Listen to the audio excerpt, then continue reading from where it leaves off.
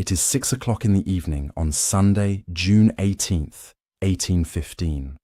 The ridge of Mont Saint-Jean is no longer a battlefield. It is an abattoir.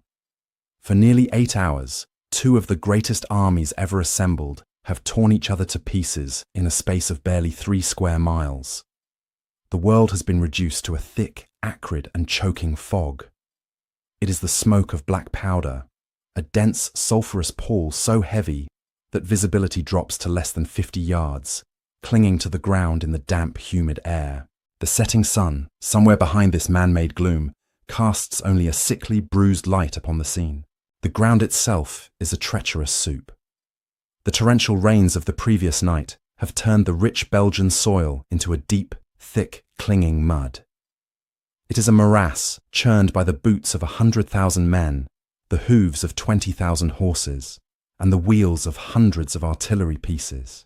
This mud, now slicked with blood, swallows the legs of the living and provides a shallow grave for the dead.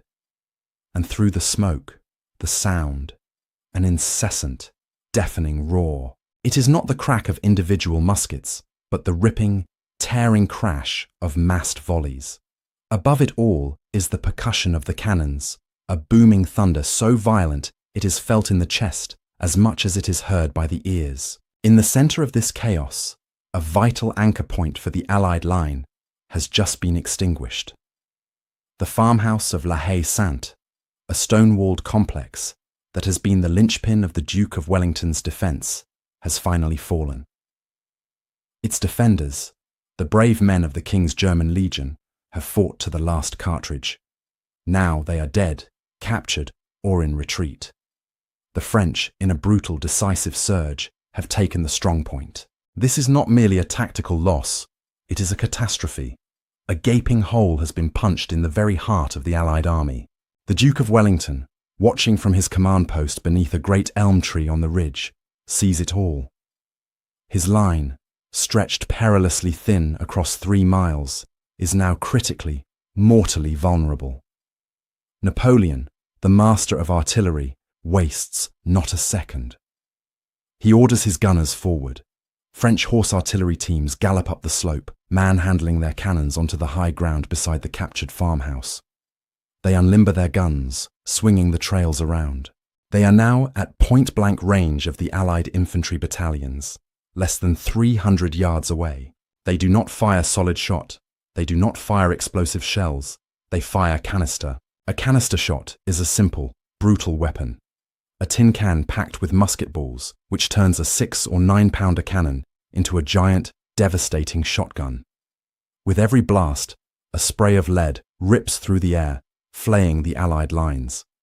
Men are not just killed, they are dismembered. The red-coated battalions, which have stood firm all day against cavalry charges by forming the unshakable infantry square, can do nothing against this storm of iron. They cannot see the enemy and they cannot fight back. They can only stand or lie in the mud and endure. Battalions begin to shrink to the size of companies. Regiments are reduced to handfuls of men, their precious colours held aloft by a dwindling band of survivors. The iron discipline of the British infantry, its defining characteristic, is being tested to its absolute limit. This is the pre-softening, the bloody work that precedes a final assault. From his own command post at La Belle Alliance, the Emperor of the French, Napoleon Bonaparte, watches through his spyglass. He can smell the victory. His opponent is broken, the line is holed, the enemy is being bled white, but Napoleon is also a man running out of time. To the east, on his right flank, the dark blue columns of Blucher's Prussian army are heavily engaged with his troops at the village of Plancenoit. It is a battle on 2 fronts. He must win, and he must win now. He turns to his last, uncommitted, elite reserve, his invincibles, the men he has held back all day, the men who have never known defeat. He turns to the Imperial Guard. At approximately 7 p.m. the order is given. This is the moment the entire French army has been waiting for. The Imperial Guard, held in reserve for this single decisive blow, is committed. It is not the entire Guard.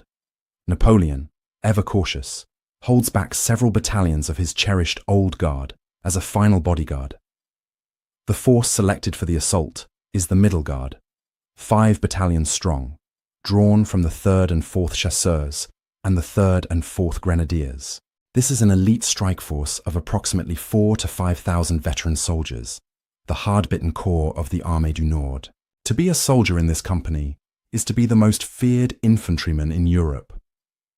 They are professionals, many with 2 decades of campaigning experience. They are tall, imposing men, made even more so by their iconic tall bearskin hats, which loom over the shakos and helmets of other troops. Their dark blue greatcoats are immaculate, their white crossbelts pristine. These are the immortals, the men who, in the French army's psyche, simply do not break. They are the tactical hammer used to shatter an enemy's line just when it is at its weakest. And as they form up, they can see, 1,000 yards away, that Wellington's line is indeed at its breaking point. Napoleon himself rides part of the way with them. He does not give a long speech, but his presence is enough. He gestures toward the ridge, the source of all their frustrations, the place where the British Allied army has clung with dogged, infuriating tenacity all day. The Guard needs no more encouragement. With drums beating the pas de charge, the rhythmic, hypnotic advance, they begin to move. Their cry rolls across the valley, a terrifying animal sound that has broken the will of armies from Austria to Russia. Vive l'Empereur! They do not advance in a single massive block. They move in several battalion columns, a staggered, echeloned formation, climbing the muddy, corpse-strewn slope. The ground is a terrible obstacle. The same mud that exhausted Wellington's cavalry now pulls at the boots of the Guard, slowing their majestic advance. They march directly into the face of the Allied artillery, which has a clear field of fire. Round shot and shrapnel tear bloody lanes through their ranks, but the Guard does not flinch. Men fall, and the gaps are seamlessly closed. The columns dress their lines as if on a parade ground. This is the shock column, a human battering ram, and its power is not in its own firepower, but in its mass, its momentum, and its terrifying reputation. Leading them is the physical embodiment of French courage, Marshal Michel Ney. The bravest of the brave. His face is black with gunpowder, his uniform torn. He has had 5 horses shot from under him this day. Now, he leads his emperor's final desperate gamble on foot, sword in hand. He directs the columns toward the Allied centre right, west of the main Brussels-Charleroi road. This is the section of the line held by Wellington's finest. But the French see almost nothing. Where are their targets? Wellington, a master of the defensive battle, has played his signature card, the reverse slope defence. His best infantry battalions are not standing on the crest of the ridge, silhouetted against the sky, becoming easy targets for the relentless French artillery. They are lying down, just behind the crest. This tactic has protected them from the worst of the canister barrage that followed the fall of La Haye-Sainte. The troops waiting for the Guard are the elite of the British Army. Primarily, they are Major General Peregrine Maitland's 1st Foot Guards, a force of roughly 1,500 men. Alongside them, holding the flank, is Major General Adams' Light Brigade, another 2,000 men, which includes the formidable 95th Rifles and, crucially, the 52nd Oxfordshire Light Infantry. These men lie flat in the mud and wet grass, listening to the drums and the roar of Vive l'Empereur growing louder and closer. They can hear the sound of the French column crushing the very earth as it advances, a sound of thousands of boots in unison. They grip their own weapons, the 75 caliber Brown Bess musket, and wait. The time is approximately 7:40 p.m. The 1st Battalion of the Imperial Guard, the Chasseurs, makes the final push up the crest of the ridge. They are exhausted, their legs burning from the climb through the heavy, clinging mud. But they are exhilarated. They have braved the canister and the round shot, and they have arrived. As they reach the summit, they peer through the dense, swirling black powder smoke, expecting to see the remnants of Wellington's army in full, panicked retreat. Instead, they see almost nothing. The ridge appears empty. They see a few Allied cannons hastily limbering up to pull back.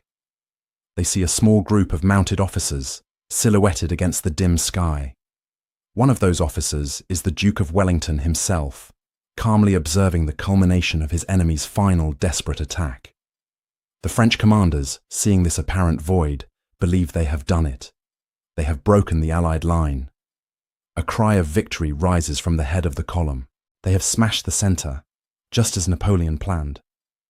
They begin to slow, trying to deploy from their dense column into a firing line to consolidate their hold on the ridge. But they have not punched through the line. They have just walked into its embrace. Wellington, seeing the dark blue mass arrive, gives his order. It is calm, precise, and perfectly timed. "Now, Maitland, now's your time." All at once, as if pulled by a single string, a solid wall of red rises from the mud. Less than 30 yards in front of the astonished French column, 1,500 men of Major General Maitland's 1st Foot Guards stand up. They are not a disorganized rabble. They are not a fleeing militia. They are the British Foot Guards, and they are in a perfect 4-deep line, their shoulders almost touching. The French, who for a moment believed they were masters of the field, are now confronted by a sheer cliff face of red coats and polished steel. This is the tactical crisis at the heart of the Napoleonic Wars, the French column versus the British line. The French column is designed for shock. It is a dense battering ram meant to use its sheer physical and psychological weight to smash a hole in the enemy's formation. But its great weakness is firepower. Of the hundreds of men in the column, only the first few ranks, perhaps 50 or 60 men across, can actually raise their muskets and fire. The rest are just weight, pushing from behind. The British line is the opposite. It is designed for one purpose, and one purpose only: to maximize firepower. In his 4-deep formation, every single one of Maitland's 1,500 guardsmen can present his weapon. It is a firing platform 1,500 muskets long. The French, stalled and shocked by this sudden apparition, try to react. They attempt to spread out, to deploy into their own line. But it is too late. They are too dense, too cumbersome, and far, far too close. Maitland's officers wait. They do not fire in a ragged volley. They wait for the order, for the perfect, terrible moment. The range is suicidal, 20 yards, a distance a man could cross in seconds. At this range, a .75 caliber Brown Bess musket cannot miss. The order is given.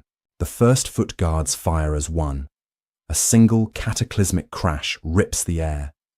It is not a rattle, but a unified explosion, a sheet of flame and lead that tears into the head of the French column. The effect is not a defeat, it is an annihilation. The entire front of the Guards' column is blown away. It ceases to exist, collapsing into a heap of dead and dying men. The shock is absolute. The Invincibles have been stopped dead in their tracks. Their momentum is gone, replaced by a wall of bodies. The men at the front, those few who survive the blast, try to backpedal. The men from the rear, blind to the carnage, continue to push forward, adding to the horrific, compressed confusion. The chasseurs, the elite of the French army, waver. The French column is a scene of utter pandemonium. Its head has been vaporized by Maitland's volley, and its body is paralyzed. The men in the rear, still blind to the disaster at the front due to the sheer density of their own formation and the choking smoke, continue to push forward. This pressure from behind compacts the leading companies into a frantic, disordered mob. They are a perfect, stationary target, a dense blue rectangle of humanity, stalled on the ridge. They try desperately to deploy, to spread out from their column into a line, the only formation that would allow them to return fire effectively. But there is no time, there is no space, and they are under the guns of Maitland's Guards, who, with the mechanical, drilled precision of the era, are already reloading their Brown Bess muskets. But the true killing blow would not come from the front, it would come from the left. While the Imperial Guard had focused all its attention on the red wall of Maitland's brigade, they had failed to notice the threat looming in the smoke on their exposed flank. Positioned there was Major General Adams' Light Brigade, and at its head was one of the most capable officers in Wellington's army, Major General Sir John Colborne. Colborne was a veteran of the long, brutal Peninsular War, a thinking soldier who embodied the new breed of light infantry commander. His regiment, the 52nd Oxfordshire Light Infantry, was no mere line regiment. They were trained to be fast, adaptable, and to think independently. They were the skirmishers, the sharpshooters, and the tactical problem solvers. Peering through the gloom, Colborne saw what few others did. He saw the long, vulnerable flank of the French column, a target stretching for hundreds of yards. The guard was a snake, and while its head was being savaged by Maitland, its entire body was presented to him. He did not wait for orders. He did not send an aide to Wellington for permission. The Duke was half a mile away, and the crisis was now, in this very second. Colborne was acting on his own, a brilliant, unauthorized tactical decision that would decide the fate of the battle. He roared the order to his 52nd. The regiment, over 1,000 strong, was already in a line, but it was a line parallel to Maitland's. Colborne's order was for one of the most difficult and complex maneuvers in the drill book: to pivot the entire battalion, to wheel it forward like a giant opening door so that it would form a new line, perpendicular to the French column. This was an act of supreme discipline and training. In the mud, under fire, and in the chaos of battle, the 52nd Light Infantry performed the maneuver flawlessly. In a matter of minutes, the trap was set. The French Imperial Guard was now caught in a perfect lethal L shape. To their front stood Maitland's guards, reloading for another devastating volley. And now, on their long undefended left flank, was Sir John Colborne's 52nd, a fresh line of over 1,000 muskets, taking aim at a distance of perhaps 50 yards. The French had no defence. They had no way to turn and face this new threat without exposing their backs to Maitland. They were completely, hopelessly trapped. Colborne gave the command. The 52nd Light Infantry fired. It was not a volley into the front of the column. It was a devastating, enfilading fire that raked the entire length of the French formation. A single volley, fired from the side, could tear through rank after rank of the dense column. The lead balls of the 75 caliber muskets ripped through the packed bodies of the guard, creating horrific channels of death.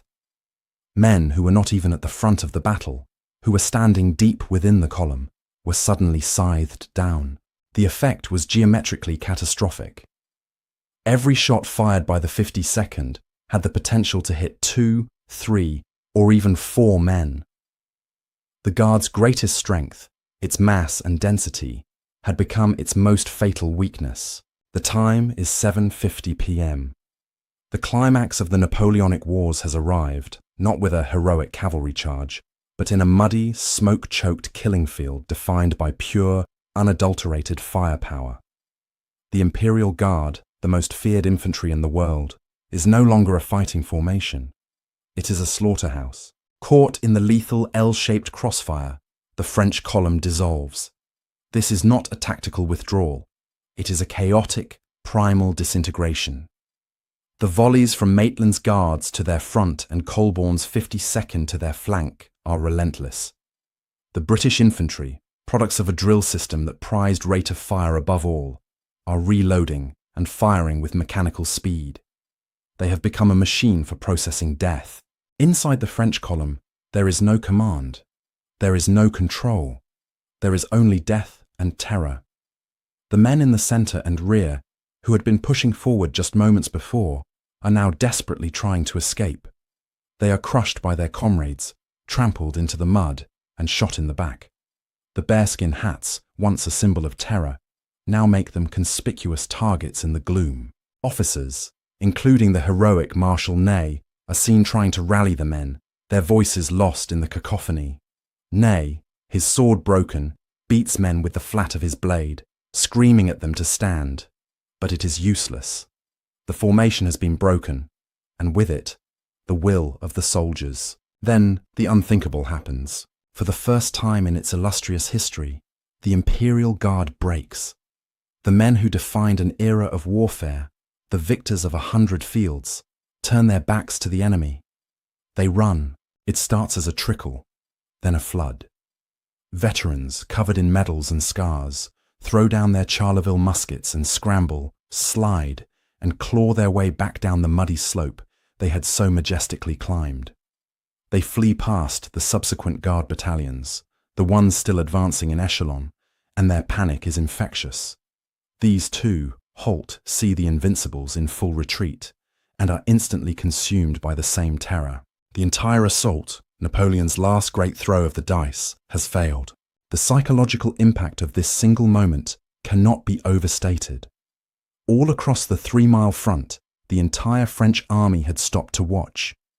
They had seen the Guard, their ultimate trump card, advance into the smoke. They were waiting for the cheer of victory, the sign that the ridge was taken and the British were broken. Instead, they see a sight that no French soldier has ever seen before. They see the bearskins, not advancing, but fleeing.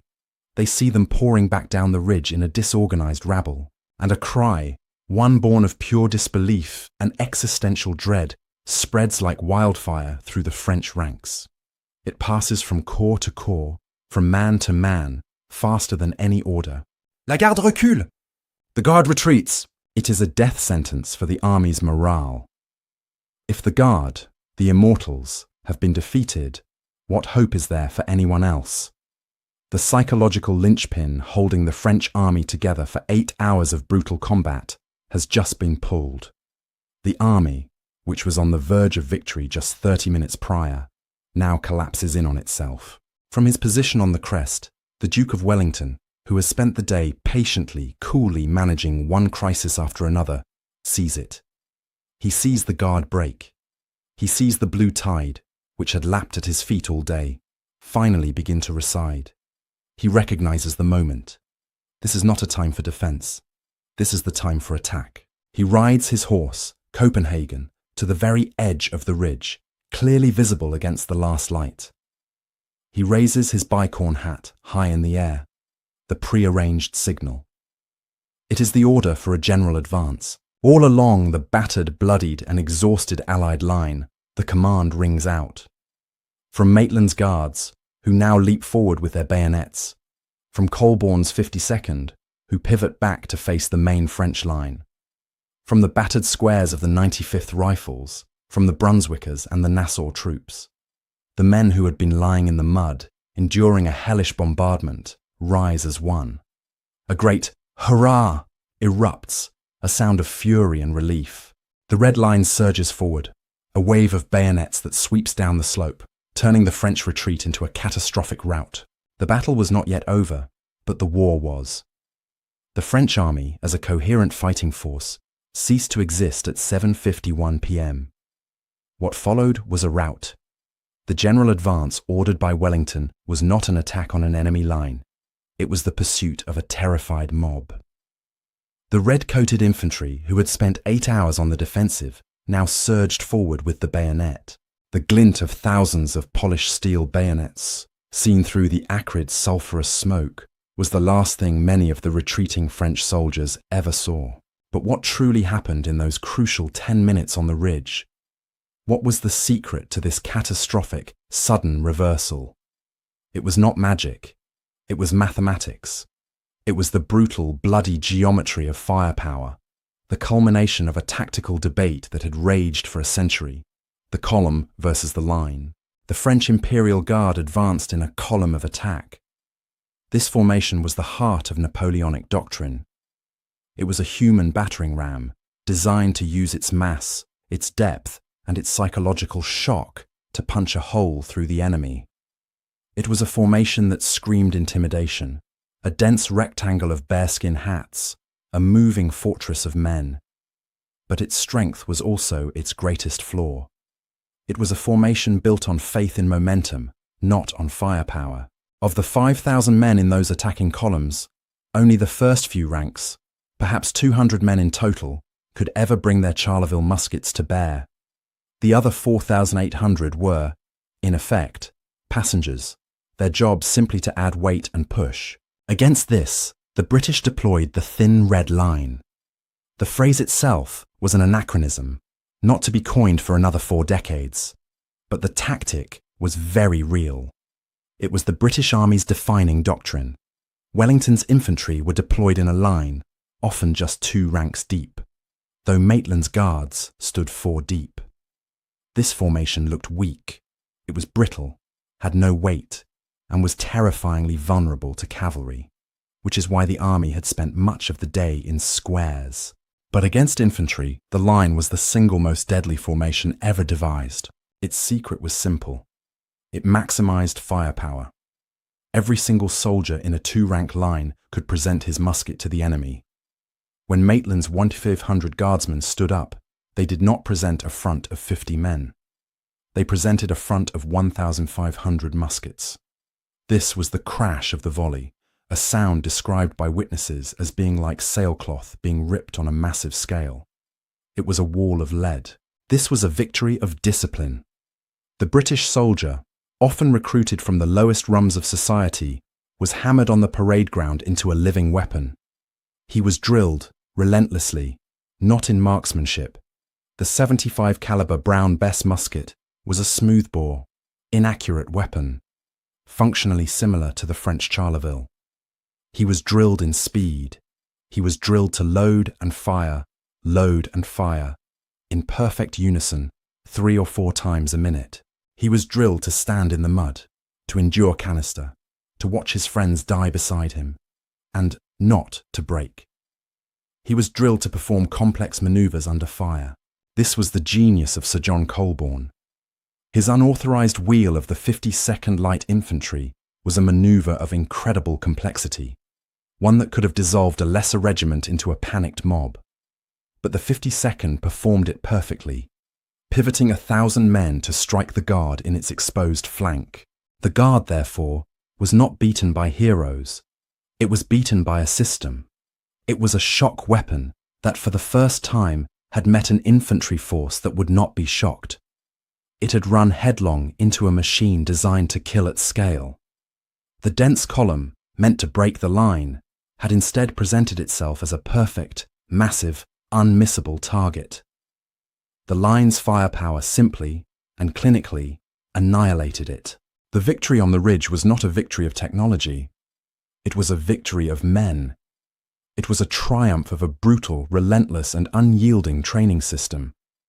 The weapons in the hands of both the French Guard and the British Guardsmen were, functionally, almost identical.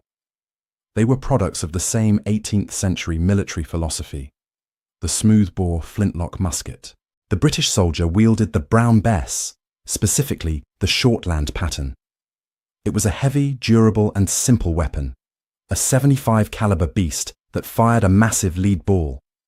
It was hopelessly inaccurate at anything beyond 70 or 80 yards. It was not a weapon of precision, it was a weapon of mass. Its power was not in the hands of the individual, but in the collective. A single Brown Bess was a clumsy club. 1,000 firing as one was a force of nature. Its 75 caliber ball did not just wound, it smashed bone, it tore massive holes, and it imparted such horrific shock that a man hit anywhere in the torso was almost certainly out of the fight. The French carried the 69 caliber Charleville musket, a similarly reliable and well-regarded weapon. A marksman might argue over the slight advantages of one over the other, but on the field of Waterloo, they were equals. The battle would not be decided by the quality of the steel, but by the quality of the nerve of the man holding it. Here, the British system proved supreme. The British redcoat was drilled relentlessly to become an automaton. He was taught to fire and reload with a speed that baffled his European counterparts. A veteran British battalion could sustain 3, or even 4, aimed volleys per minute. This was the crash of the volley. It was a mechanical, rhythmic process, beaten into the soldiers' muscle memory on parade grounds across England. They ripped a cartridge with their teeth, a paper tube containing the powder and ball, poured a little powder in the pan, poured the rest down the barrel, rammed the ball and paper down on top, brought the musket to the shoulder, and waited for the command. Then, the spark of the flint, the flash in the pan, the main charge exploding, and the bone-jarring kick of the Brown Bess. This was the machine that Maitland's Guards operated. They did not fire at will. They did not aim for individual men. They aimed for the centre of mass, the giant, dense blue rectangle of the French column. At 20 yards, they didn't need to aim. They just had to stand, load, and fire while their comrades fell around them. But there was another weapon on the field, a harbinger of a new kind of warfare. Mixed in with Adams' brigade were men of the 95th Rifles. These were not redcoats. They wore dark green uniforms, bottle green, designed for concealment. And they did not carry the Brown Bess. They carried the Baker rifle. The Baker was a different animal entirely. While the Brown Bess was smoothbore, the Baker had spiraling grooves, rifling cut into its barrel. This rifling imparted a spin to the bullet, making it stable in flight and granting it deadly accuracy out to 200 or even 300 yards. The men of the 95th were not automatons. They were specialists. They were sharpshooters. All day, they had been hiding in the mud, in the high corn, and behind the crest, using their superior weapons to wage a private war. They picked off French officers, they silenced artillery crews, and they sowed chaos in the French command structure. When the Guard advanced, the rifles of the 95th were there, firing into the flanks of the column, seeking out the men with the epaulets and gorgets, while the massed volleys of the 52nd and the 1st Foot Guards were the hammer that shattered the column. The precision shots of the Baker rifle were the needles that had been bleeding it, and its leadership all the way up the slope. This battle was, in its final moment, a duel between two of the greatest military minds in history. But by 7:30 p.m., that duel was being fought in two completely different ways. At his command post at La Belle Alliance, a mile away from the crisis, Emperor Napoleon Bonaparte was a man beset. He was not, as his legend might suggest, a superhuman general coolly directing a chess match. He was a desperate commander, sick and exhausted, fighting on two fronts. The cheers of "Vive l'Empereur" from his advancing guard had barely faded when the sound of gunfire from his right flank at the village of Plancenoit grew to a roar. The Prussians were here. Blucher had kept his promise to Wellington. This was why the Imperial Guard's attack was so critical. It was not a tactical move. It was a final, desperate gamble. It was an all-in bet, an attempt to shatter Wellington's line and win the battle before the full weight of the Prussian army could swing the scales irreversibly. When Napoleon committed the Guard, he was committing his last uncommitted elite reserve. He had nothing left. He watched through his spyglass as the tall bearskin hats disappeared into the smoke on the ridge. He was now a spectator, waiting, like the rest of his army, for the outcome. On the ridge itself, his opponent was fighting a different war. Arthur Wellesley, 1st Duke of Wellington, was not a distant commander. He was a battlefield manager, a crisis expert. For 8 hours, he had been riding his horse, Copenhagen, all along his 3-mile line, plugging gaps, steadying wavering battalions, and committing his reserves with a miser's caution. He was everywhere. A calm, aristocratic figure in a plain blue frock coat, instantly recognizable and a source of incredible morale for his men. He was positioned directly behind Maitland's brigade, on the crest, when the Guard made its final advance. He was, in fact, one of the few mounted officers the French first saw when they crested the ridge. He was in the thick of it, artillery shot and musket balls flying around him. It was here, seeing the French column hesitate before the wall of his guards, that he is famously, though perhaps apocryphally, said to have given the order, "Up guards and at 'em." Whether he said those exact words is irrelevant. His presence, his timing, and his order were perfect. He had lured the French into his signature trap. The reverse slope defense, a tactic he had perfected in the Peninsular War, had paid its final bloody dividend. It had protected his men from the worst of the French artillery, and it had forced the French to attack blind, marching up a muddy hill into a perfectly prepared ambush. But victory is not just forged by generals, it is executed by their lieutenants. On the French side, the advance was led by the physical embodiment of raw courage, Marshal Michel Ney.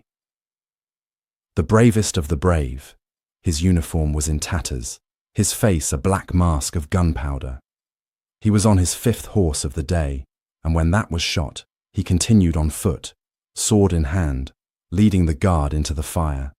He was a whirlwind of fury, a man who knew only how to advance. On the British side, the execution was cooler, more clinical.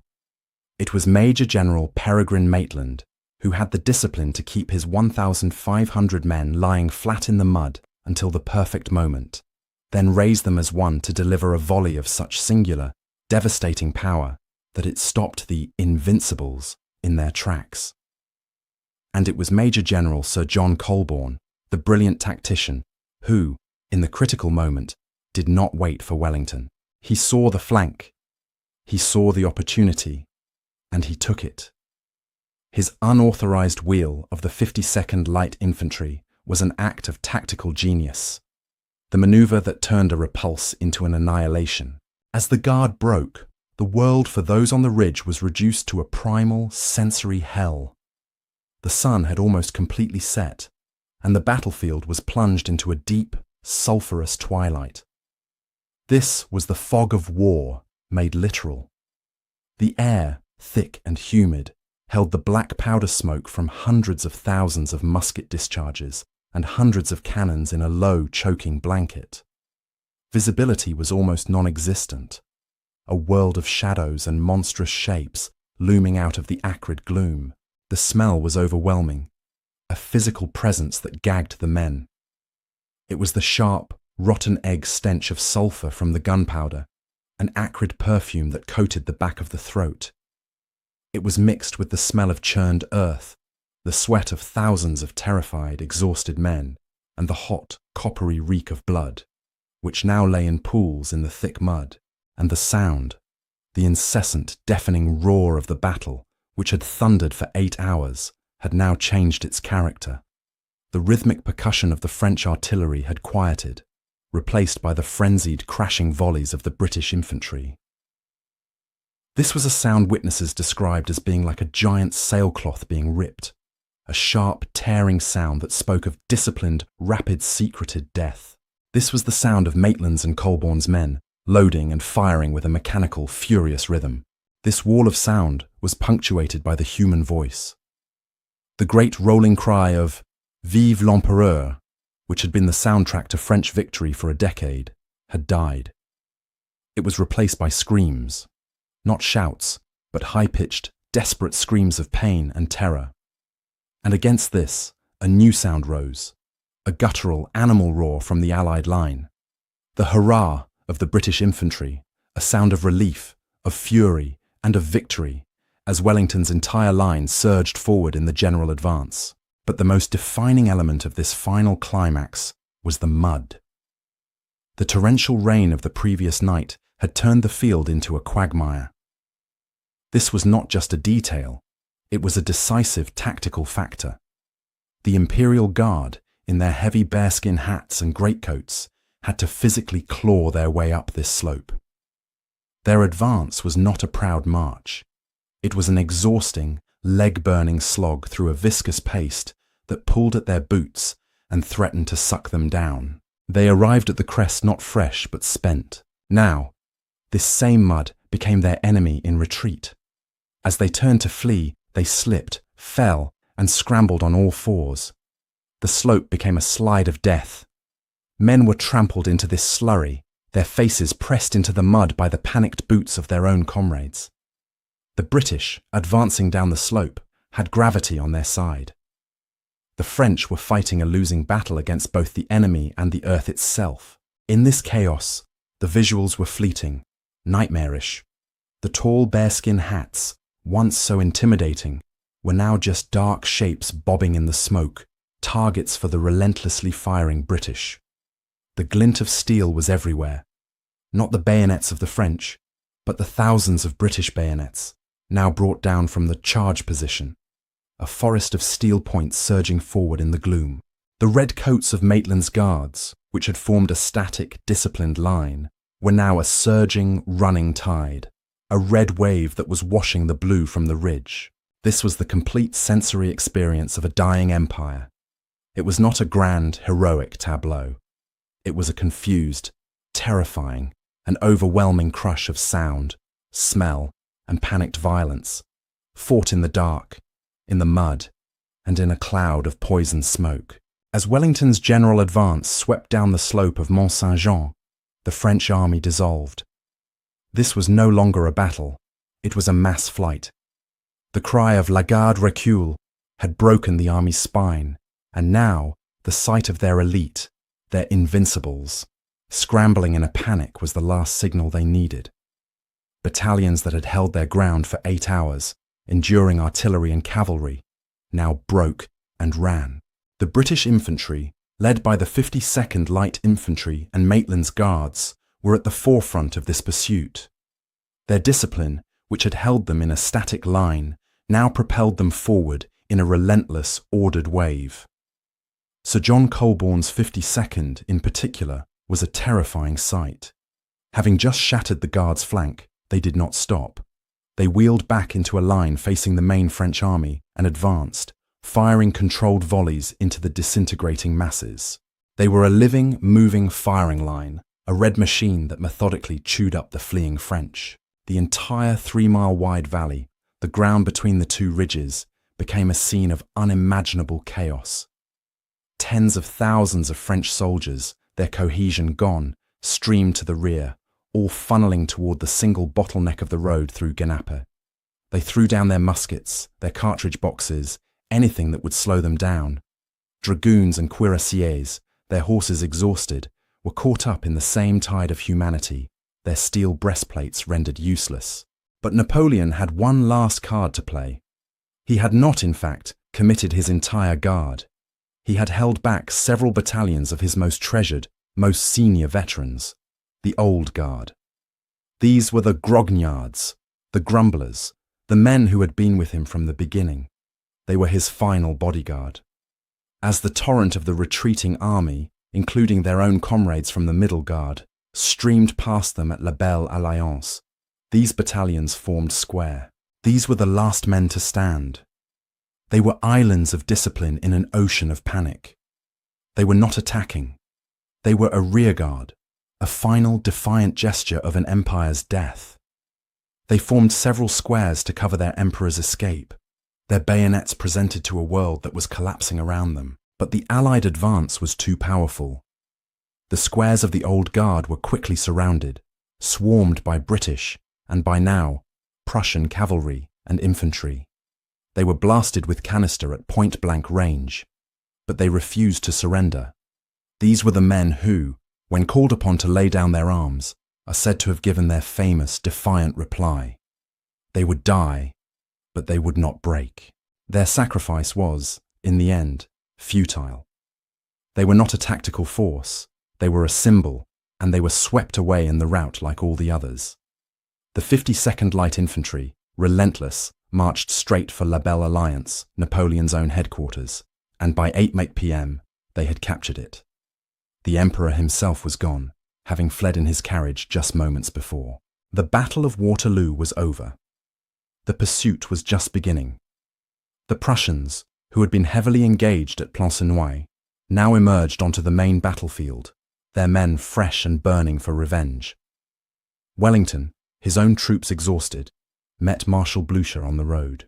The two commanders, one British, one Prussian, knew that the French army must not be allowed to rally. Wellington's army would hold the field, while the Prussians, their drums beating, would take up the hunt into the night, a grim task they undertook with brutal efficiency.